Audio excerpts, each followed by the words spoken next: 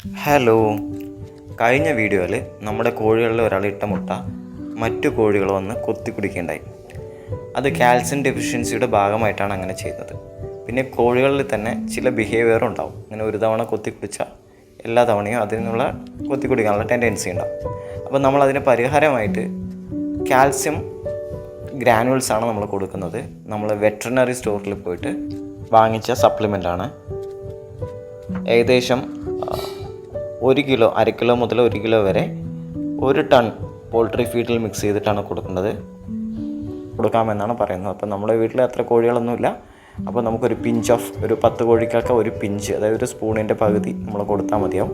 നമ്മളത് ഫീഡിൻ്റെ കൂടെയാണ് കൊടുക്കുന്നത്. അതായത് ഏതെങ്കിലും പോൾട്രി ഫീഡിൻ്റെ കൂടെ കുഴച്ചാണ് നമ്മൾ കൊടുക്കുന്നത്.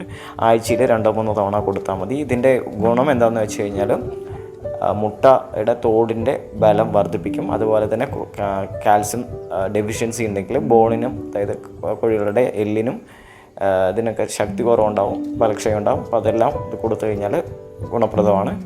അതുപോലെ തന്നെ നല്ല ബെറ്റർ എഗ് പ്രൊഡക്ഷനും കൂടെ ഉപയോഗിക്കാവുന്നതാണ്.